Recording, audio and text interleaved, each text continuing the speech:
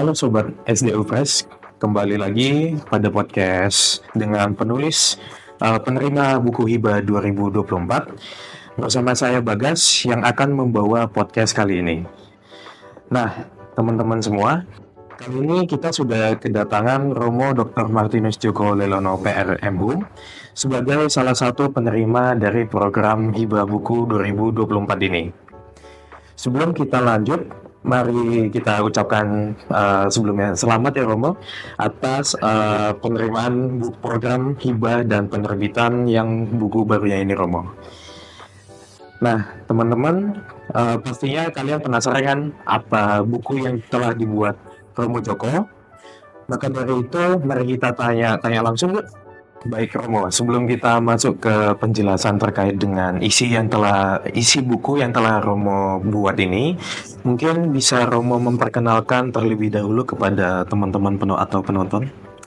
Baik, Mas Bagas, terima kasih untuk kesempatannya. Saya Romo Martinus Djoko Lelono, saya salah satu pengajar di Fakultas Teologi Universitas Sanata Dharma, dan saya dulu mengambil S3 di Indonesian Consortium for Religious Studies di Universitas Gadjah Mada dengan konsentrasi untuk studi lintas agama.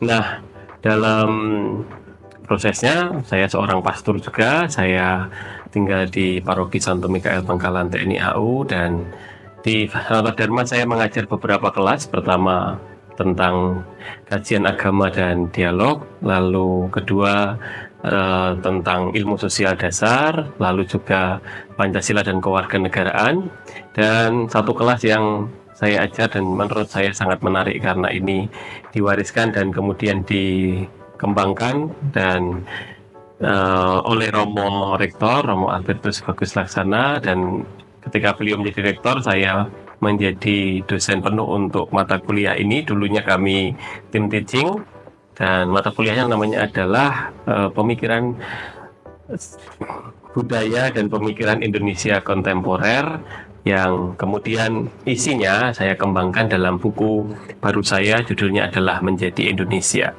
Nanti kita akan mengulas lebih dalam tentang hal ini. Terima kasih Mas. Oke Romo, jadi buku yang berjudul Menjadi Indonesia ini mungkin bisa disampaikan secara garis besar itu menjelaskan tentang isinya apa saja Romo? Baik, saya mendasarkan buku ini di bagian pertama adalah dasarnya itu pemikiran dari Pierre Bourdieu, seorang yang filsuf yang mengembangkan ide tentang strukturalis konstruktif. Dia mengembangkan, mengkritik pemikiran sebelumnya yang seakan-akan strukturalis itu seakan-akan manusia itu hanya pribadi yang melanjutkan struktur yang sudah ada. Jadi masyarakat itu hanya berjalan dan orang itu hanya melakukan doing business as usual. Lalu yang kedua adalah pemikiran eksistensialis, yaitu sebuah pemikiran dalam sejarah filsafat yang memikirkan tentang bahwa manusia itu pada dasarnya bisa berdiri mandiri tanpa mengikuti struktur. Orang lain itu adalah neraka, orang lain itu tidak ada hubungan dengan saya, dan sebagainya. Nah, Pierre Bourdieu mencoba mengawinkan dua ide itu dalam pemikiran strukturalis konstruktif, yaitu bahwa kita itu memang hidup kita itu ada dalam suasana mengikuti rule atau model yang sudah berjalan, tetapi kita bukan manusia yang berhenti dan mengikuti secara buta. Karena apa? Karena kita bisa membuat perubahan, dan dalam bahasanya dia disebut sebagai agen, dan itu dalam bahasa umumnya disebut sebagai habitus lama dan habitus baru. Tentang hal itu mungkin tidak perlu diperpanjang, tapi saya mau mengatakan bahwa Indonesia itu adalah dalam proses menjadi yang terus-menerus berjalan. Nah, dalam proses menjadi itu masyarakat Indonesia bukan hanya dalam konteks berjalan seperti air mengalir, tetapi selalu ada orang-orang yang memikirkan secara baru bagaimana seharusnya kita menjadi Indonesia. Nah, ini semacam buku sejarah Mas, tetapi di dalamnya saya lebih senang menggambarkan sejarahnya itu adalah sejarah pemikiran. sejarahnya itu adalah sejarah ide yang kemudian membentuk kita manusia Indonesia. Nah, maka nanti kita akan membahas tentang manusia Indonesia dalam proses pembentukan idenya. Oke Romo, mungkin terkait yang buku Menjadi Indonesia ini Romo, mungkin dari apakah Romo membuat buku ini termotivasi itu dari mana Romo? Apakah hanya yang sekedar yang tadi Romo sampaikan dari mata kuliah saja atau mungkin dari ada terkait dengan faktor yang lainnya seperti itu Romo? Ya, pertama-tama memang ini mata kuliah ya, tetapi dalam proses berikutnya saya itu senang ya mengembangkan pemikiran yang sudah saya boleh mengatakan sudah dilahirkan oleh Romo Bagus dalam perkuliahan itu, dan kok menarik sekali, maka saya mencari lagi, menemukan sumber baru lagi dan menarik. Beberapa contoh yang menurut saya menarik adalah, pertama, ada sebuah ide tentang seorang tokoh namanya Tan Malaka.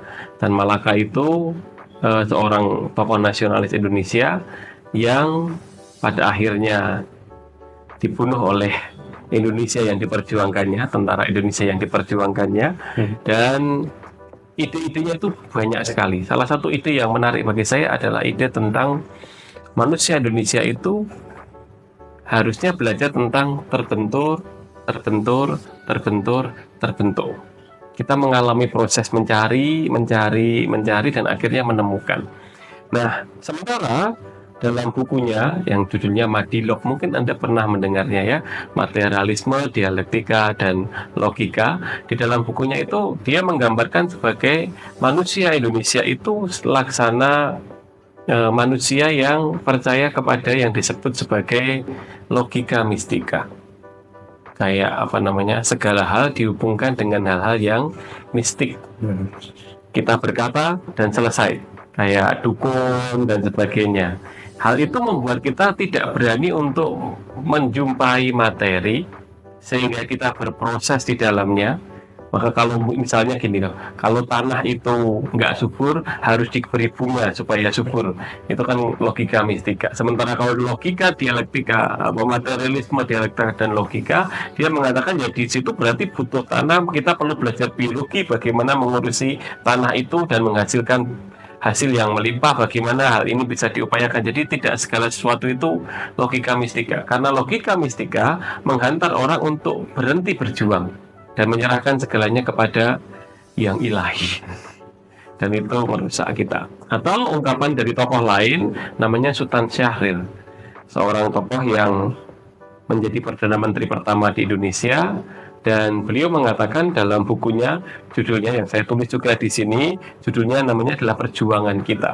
Dalam bukunya Perjuangan Kita, beliau mengatakan bahwa orang-orang muda Indonesia tidak pernah belajar untuk menjadi pemimpin, tapi lebih suka menjadi pengikut. Nah, dia hanya mengikuti perintah, tapi tidak pernah memikirkan bagaimana Indonesia. Dan ketika beliau menjadi Perdana Menteri pertama Indonesia, itu yang menjadi kegelisahan beliau, yaitu bahwa ya kita berani merdeka, kita menyebutnya sebagai merdeka atau mati. Tapi pertanyaan besarnya adalah, apakah kita mau dan berani merdeka atau hidup? Bagaimana Indonesia pasca kemerdekaan itu mau diisi? Itu pertanyaan besar dari Sultan Syahrir. Itu gambar sederhana saja dari isinya. Lalu pembuatan buku ini tuh apakah ada tujuan khusus untuk pembacanya itu siapa gitu nggak ya Romo? Baik, saya pikir buku ini bisa dibaca oleh banyak orang, terutama ya mahasiswa, tapi juga masyarakat umum, untuk melihat bagaimana sebenarnya Indonesia itu sudah dipikirkan sebagai, ada orang-orang di Indonesia itu yang berpikir tentang bagaimana atau kita harus bergerak sebagai Indonesia. Indonesia tidak boleh seperti masyarakat yang praktis, pragmatis, menyelesaikan perkara sekarang dan cukup, menyelesaikan masalah makan dan cukup.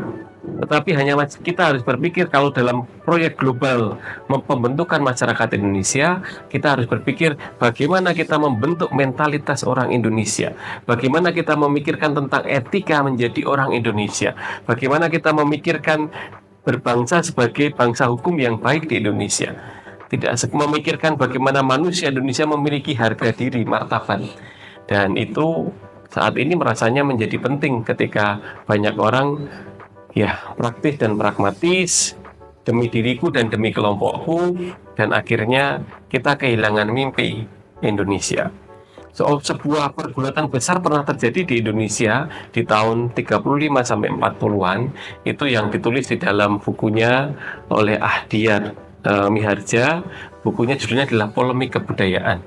Itu buku yang ditulis sebagai hasil dari rangkuman dari namanya Polemik Kebudayaan ya, yang kalau Anda pernah mendengar dari waktu kecil, namanya Sultan Takdir Ali Syahbana. Dia berpikir tentang Indonesia itu mau jadi seperti Indonesia atau seperti Barat. Kita harus meninggal. Dia mengatakan kata-kata yang keras sekali. Kalau Indonesia ini akan menjadi masyarakat pra-Indonesia, pra sebelum masa penjajahan, betapa kita itu akan kehilangan banyak hal, karena masyarakat Indonesia itu dengan jumlah yang sekian banyak bisa dengan mudah dijajah oleh negeri Belanda yang kecil sekali. Maka hanya kembali kepada masyarakat pra-Indonesia, kita tidak akan mendapatkan kemajuan. Dan itu ditolak oleh banyak orang. Kita harus menjadi bangsa kita harus berjuang, kita harus menemukan jalan tengah. Itu namanya adalah polemik kebudayaan, memikirkan Indonesia pasca kemerdekaan itu menjadi seperti apa. Dan menurut saya, memikirkan Indonesia dalam konteks pemikiran bukan hanya yang praktis pragmatis itu menjadi penting, dan Anda bisa belajar banyak dari buku ini yang coba saya hadirkan bersama dengan pemikiran yang sudah dimulai oleh Romo Bagus. Dan di bagian belakang Romo Bagus juga memberikan epilog, Mas.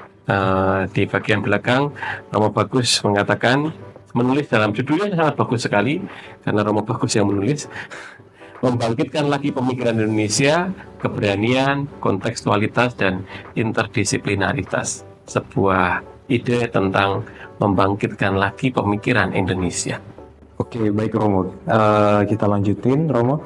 Jadi tadi yang sudah mungkin saya tangkap sedikit bahwa ya kondisi saat ini ya seperti ini sekarang, banyak sekali ya menjadi orang-orang atau masyarakat Indonesia itu hanya mementingkan seperti ya bagian dari kelompoknya saja ataupun mau dari individunya saja.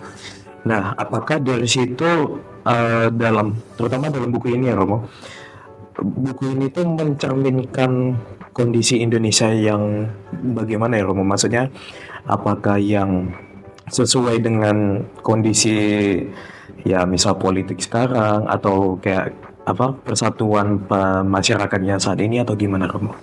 Baik, terima kasih. Saya tentu belum sampai kepada konteks hari ini karena buku ini semacam buku sejarah ya. Iya. Melihat ke masa lampau, bagaimana Indonesia dipikirkan dan bagaimana Indonesia sebenarnya digagas. Hanya saya dalam arti tertentu secara implisit di situ mengkritik pemikiran masyarakat Indonesia saat ini, terutama ketika yang disebut sebagai ideologi itu semakin kabur ya. Orang hanya sampai kepada ide yang penting mendapatkan kekuasaan dengan cara apapun. Lihat misalkan perjuangan Indonesia itu luar biasa ya. Tokoh-tokoh pada masa lampau itu memang ini dalam sejarahnya gini. Tokoh-tokoh pemikir dan para pemikir Indonesia yang menggugat kemapanan orang-orang yang berkuasa dalam konteks masyarakat Indonesia itu berkali-kali mendapatkan, ya nggak tahu, mungkin Indonesia belum siap ya, dari masa ke masa nggak siap dengan tokoh perubahan. Dan hari ini pun mungkin Indonesia tidak siap dengan perubahan karena kekuasaan, korupsi, kolusi, nepotisme itu membuat nyaman sih Mas ya. Itu yang menurut saya menjadi kritik implisit dari buku ini. Misalkan tokoh yang namanya Tan Malaka itu seorang pribadi yang dengan berani menolak dominasi Barat Eropa, lalu banyak menulis tentang itu, dan akhirnya dia diasingkan ke luar negeri, kembali ke Indonesia, menyadarkan masyarakat Indonesia dengan buku Madilog. Ketika Indonesia merdeka, ya dia ditangkap oleh pemimpin Indonesia dan akhirnya ditembak mati tahun 49. tokoh bernama Soekarno sendiri, seorang pribadi yang berani memperjuangkan Indonesia. Dia pernah di penjara di Bandung sebelum dia menuliskan pembelaannya yang sampai sekarang terkenal, judulnya Indonesia Menggugat. Atau tokoh yang bernama Suwardi Suryaningrat yang sekarang kita lebih kenal dengan nama Ki Hajar Dewantara, seorang yang pernah menulis sebuah kajian yang tulisannya itu menggelegar, Seandainya Aku Seorang Belanda. Sebuah tulisan yang mengkritik para penjajah Belanda karena mereka ingin merayakan kemerdekaan Belanda di tanah Jawa, di tanah di mana kemerdekaan bangsanya sedang mereka rebut, bahkan dengan cara meminta warga setempat untuk membiayai perayaan itu. Seandainya Aku Seorang Belanda. Dia dibuang ke luar negeri, tapi kemudian dia bisa menemukan jalan. Mungkin jalannya bukan di dunia pers, tapi jalannya ada di dunia pendidikan. Sehingga kita mengenal dia sekarang sebagai tokoh pendidikan. Atau tokoh lain lagi, Sultan Syahrir sendiri, karena keberaniannya dia akhirnya dipenjarakan rumah dan meninggal sebagai sebagai tahanan rumah, meskipun akhirnya juga belajar mendapatkan perawatan di Swiss, tapi masih sebagai tahanan dia meninggal. Ya mungkin karena pemikirannya yang tidak sesuai dengan pemerintah waktu itu. Dan hari ini rasa-rasanya kita masih perlu orang-orang yang berani mengatakan yang benar adalah benar, yang salah adalah salah, di tengah masyarakat yang sekarang semakin permisif, artinya semakin tidak yakin dengan mana yang benar, mana yang salah. Karena yang salah bisa dibenarkan dengan mudah, yang benar bisa disalahkan dengan mudah. Asal kekuasaan mengatakan satu, asal media mengatakan dua, asal banyak orang meyakini tiga, yang sekarang disebut sebagai logika masyarakat post-truth.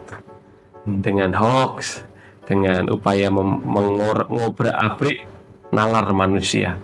Saya nggak tahu, mungkin kekuasaan sudah berkuasa di Indonesia, kekuasaan dalam arti power of ekonomi, atau power of mereka yang berkuasa itu bisa menentukan segala sesuatu, power of family. Nah, itu menjadi masalah bagi kita ketika nalar tidak menguasai kita. Mungkin yang menguasai kita adalah uang dan sebagainya.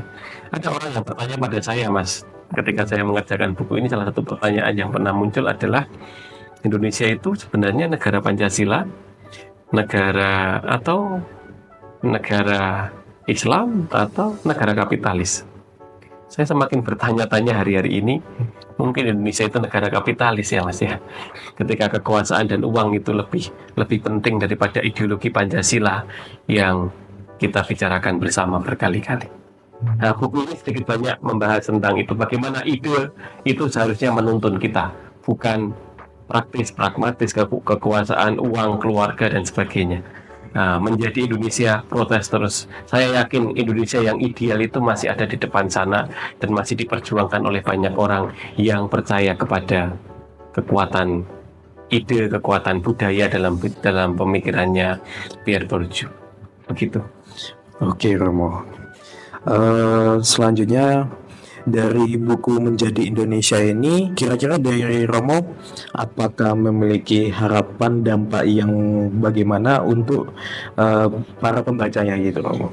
Baik, seperti saya katakan tadi, kita sekarang ada dalam masyarakat yang disebut sebagai masyarakat post-truth. Masyarakat post-truth itu kalau mau disederhanakan, pemikirannya adalah ketika kebenaran tidak lagi menjadi sesuatu yang dicari. Orang itu percaya kepada, misalnya saya sebagai Romo karena saya Romo, bukan karena ide saya benar. Karena kalau kelompok saya mengatakan benar, maka itu benar. Jadi kebenaran objektif itu tidak dicari, dan ketika itu yang terjadi, masyarakat mudah sekali dipecah belah. Masyarakat mudah sekali dipermainkan. Ketika Indonesia ini semakin kehilangan orang-orang yang jujur dengan pemikiran, dengan ide, dengan upaya untuk mengejar sesuatu yang ideal, maka masyarakat kita akan mudah sekali bubar, karena kebenarannya hanya kebenaran subjektif yang kelompok saya, kelompok dia, dan orang tidak berani mengatakan bahwa kelompok itu meskipun tidak sama dengan saya, dia punya kebenaran dan dia lebih benar daripada saya. Kita sekarang kurang gentle mengatakan bahwa ada saya salah, orang lain benar. Karena apa? Karena ya nggak tahu, mungkin pemimpin-pemimpin kita sendiri yang mengajari bahwa yang benar itu bisa disalahkan, yang salah itu bisa dibenarkan, dan di titik ini masyarakat kita kehilangan idealisme. Semoga buku ini melalui ide-ide tokoh-tokoh seperti yang saya tulis di sini, tokoh seperti Tan Malaka, Muhammad Hatta, Syahrir, dan Ki Hajar Dewantara, Sultan Takdir Ali Syahbana, Pramudia Anantatur, dan Sujatmoko, serta Arif Budiman, Romo Mangun, Sindunata Ayu Utami, serta Nurkolis Masjid dan Asyumardi Asra ini bisa membantu kita untuk memikirkan Indonesia itu perlu dibangun, bukan hanya batu-batu, bukan hanya ekonomi, tetapi juga mengenai ide dan mimpi tentang idealitas, sesuatu yang ideal yang perlu kita kejar bersama. Oke Romo, mungkin ini kita udah masuk ke untuk yang sesi terakhir Romo. Baik. Untuk selanjutnya dari Romo sendiri ini kenapa sih pengen atau mau menerbitkan bukunya di SDU Press? Baik, terima kasih. Saya menerbitkan buku ini di SDU Press. Pertama, tentu karena saya adalah bagian dari keluarga besar Sanata Dharma, dan yang kedua, saya yakin SDU Press dengan berbagai upaya publikasi dan upaya-upaya yang sekarang semakin berkembang melalui web dan sebagainya.